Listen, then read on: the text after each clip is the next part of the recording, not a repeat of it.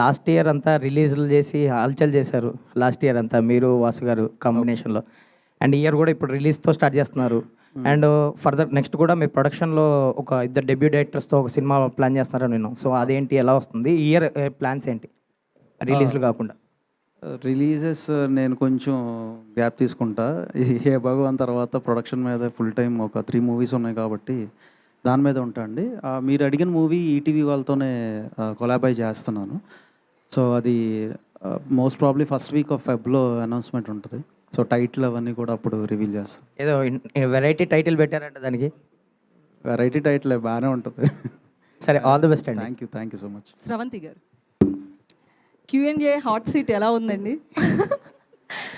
అక్కడ నిల్చుంటే బాగుండేది సరదాగా. అప్పటి నుంచి నన్ను ఎవరు అడగకపోతే బాగుండు దేవుడా అని అనుకుంటున్నా, గుండె దడొచ్చేస్తుంది. బట్ ఇదొక కొత్త ఎక్స్పీరియన్స్, బాగుంది. అంటే మీకు డిఫరెన్స్ ఏమనిపించింది? ఎప్పుడు ప్రతి సినిమాకి ప్రమోషన్స్లో మీరు కనిపిస్తారు యాజ్ ఏ యాంకర్. ఇప్పుడు ఒక ఆర్టిస్ట్గా చేస్తున్నారు, వాళ్ళందరితో మీకు పరిచయాలు ఉంటాయి. సో వాళ్ళతో కలిసి ఆర్టిస్ట్గా చేస్తున్నప్పుడు కావచ్చు, మీరు ఇందాక అన్నారు కదా ఏదైనా చెప్తే ముందే నేనే నవ్వేస్తున్నాను నటించడం మానేసి అని.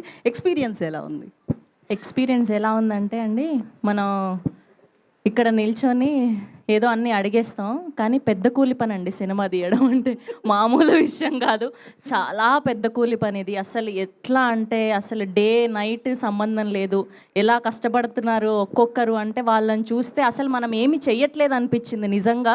ఇప్పటి వరకు సినిమాలు తీసి సక్సెస్ అయిన ప్రతి ఒక్కరికి కూడా, అండ్ సక్సెస్ కాకపోయిన వాళ్ళందరికీ కూడా థ్యాంక్ యూ సో మచ్. ఇంత అద్భుతంగా పనిచేసి జస్ట్ ఎంటర్టైన్మెంట్ అందించాలని ప్రేక్షకుల కోసం ఇంత కష్టపడుతున్నందుకు hats off to all them అండి. అసలు దగ్గర నుంచి చూసిన అంటే బేసిక్గా కొంచెం నాలెడ్జ్ ఉంది, కానీ మనకు పూర్తిగా నాలెడ్జ్ లేదు.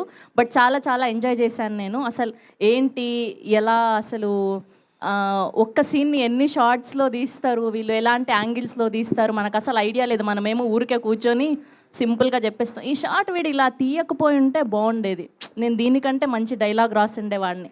అంత ఈజీ కాదండి ఆ సీట్లో కూర్చొని రాయడం తీయడం. Hats off to all of them అండి. Thank you. అయితే మేమంతా కూడా స్రవంతి గారిని హీరోయిన్గా ఎక్స్పెక్ట్ చేసాం. అమ్మో,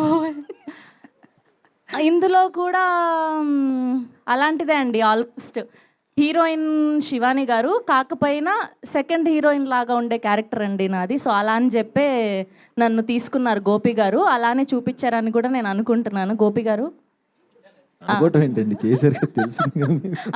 కాదు, ఎడిటింగ్ లో తీసేసి ఉంటే ఎడిటింగ్ లో తెస్తే స్టోరీ తీసేసినట్టు.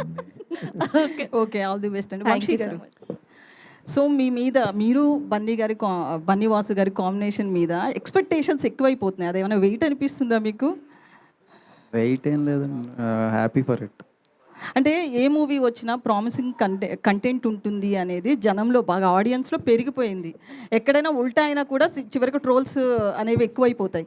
సో ఈ కంటెంట్ తీసుకునేటప్పుడు ఇది జనానికి వెళ్తుంది అనేది ఎట్లా డిసైడ్ అవుతున్నారు? ఎందుకంటే హే భగవాన్ టీజర్ చూస్తే ప్రామిసింగ్ కంటెంట్లా కనిపిస్తుంది, బట్ ఒక్కొక్కసారి మనకి రివర్స్ అయ్యే అవకాశం కూడా ఉంటుంది. ప్లస్ మీ ఇద్దరి మీద ఎక్కువ హోప్స్ అనేవి కూడా పెరిగిపోయాయి. ఎక్స్పెక్టేషన్స్ ఎక్కువైపోయినా కొంచెం ఇబ్బందే కదా? అంటే content to answer that content చూసేటప్పుడు టెక్నికల్ పర్స్పెక్టివ్ కంటే కూడా ఆడియన్ పర్స్పెక్టివ్లోనే ఎక్కువ కాంటెంట్ వాచ్ చేస్తాం. అండ్ మాతో పాటు కుదిరితే మా ఫ్యామిలీ మెంబర్స్ ఎవరో ఒకళ్ళు అట్లా థర్డ్ మ్యాన్ ఒపీనియన్ కూడా తీసుకోవటం వల్ల మాకు కొంచెం బెటర్గా ఉంటుంది అక్కడ జడ్జిమెంట్ అనేది. ఎందుకంటే మేము ఎంజాయ్ చేసింది వాళ్ళు ఎంజాయ్ చేయకపోవచ్చు, వాళ్ళు ఎంజాయ్ చేసింది మేము ఎంజాయ్ చేయకపోవచ్చు. అది తర్వాత మేము డిస్కషన్స్ పెట్టుకుంటాం. మాకు ప్రెషర్ అయితే ఏం లేదు, కాకపోతే ఓన్లీ ఈ ప్రొడక్షన్ దాంట్లో బిజీ అవుతున్నాం కాబట్టి కొంచెం గ్యాప్ ఇద్దాం ఇట్లా రిలీజెస్ అని అనుకుంటున్నాం అంతే హే భగవాన్ తర్వాత. అండ్ ప్రామిసింగ్ కంటెంట్లో కనపడటం కాదు, ప్రామిసింగ్ కంటెంట్ ఇది. 100% షూర్ షాట్ విన్నర్ హే భగవాన్ ఫెబ్లో వస్తుంది. 2026లో పోస్ట్ సంక్రాంతి రిలీజెస్లో ఇది చాలా పెద్ద హిట్ కాబోతుంది. 2026లో చెప్పుకోదగ్గ సినిమాల్లో హే భగవాన్ ఒకటి ఉంటుంది. అయితే ఫాదర్ రోల్ నరేష్ గారు ఉన్నారు కాబట్టి ఫ్యామిలీ బిజినెస్ అనేది అంటున్నారు కదా, మీరు ఇందాక గెస్ట్ చేయమన్నారు కదా, నరేష్ గారు ఉన్నారు కాబట్టి ఆయన ఏదో డొనేట్ చేస్తారేమో అనుకుంటున్నాం. శివాని గారు మేము చెప్పం బ్రో. శివాని గారు ఇక్కడ హలో సార్. లిటిల్ హార్ట్స్ తర్వాత కొద్దిగా గ్యాప్ తీసుకున్నా, అంటే చాలా టైం తీసుకుంటున్నాను మూవీస్కి. టైం అర్థం కాలేదండి. లిటిల్ ఆర్ట్స్ హిట్ అయింది కదా. అవునండి. అంటే వరుస కంటిన్యూగా మూవీస్ ఏం రావట్లేదు, అంటే కొంత టైం తీసుకొని సెలెక్టెడ్గా పోతున్నట్టున్నారు. మంచి సినిమాతో రావాలి కదండి. అంతేనా? అంతే అండి. దాంతోపాటు రెమ్యునేషన్ కూడా ఏదో కొద్దిగా పెంచుకున్నారు అనేసి అంత పెంచుతున్నారు. లేదండి అసలు అసలు అలా లేదు. అంతే, తక్కువ రెమ్యునేషన్. యా, అంతేనా? 6 నెలలు కూడా అవ్వాలి ఫ్రెండ్లీ, లిటిల్ హార్ట్స్ వచ్చి. ప్రొడ్యూసర్ ఫ్రెండ్లీ యాక్టర్ నేను. ఏంటండి? 6 నెలలు కూడా అవ్వాలి లిటిల్ హెడ్స్ వచ్చి. అదే కదా సార్, నేను అదే అనుకుంటున్నాను. గ్యాప్ ఇచ్చేయంటే ఎలా బతకాలి మేము అసలు? ఇంకా నెలకో సినిమాతో వచ్చామంటారు పాపం. మీరైతే నెలకో సినిమా రిలీజ్ చేస్తున్నారు. మాది వదిలేండి, అందుకే ఎక్కడి నుంచి కొంచెం గ్యాప్ ఇస్తాం. అదే, శివాని గారు యా, హలో అండి.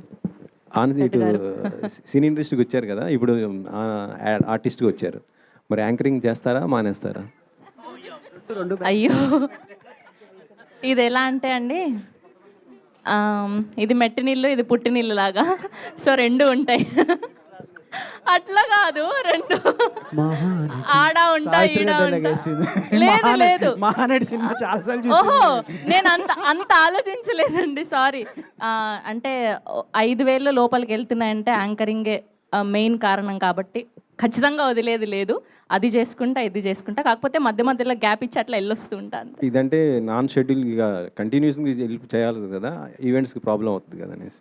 అవునండి, అందులో ఒకటి పెద్దది వచ్చిందండి. పాపం లక్ష్మి ఫోన్ చేసినప్పుడల్లా నేను లేను, ఈ సినిమా చేస్తున్నా, నన్ను ఒక 18 days డిస్టర్బ్ చేయకు నువ్వు అని చెప్పేదాన్ని లక్ష్మికి.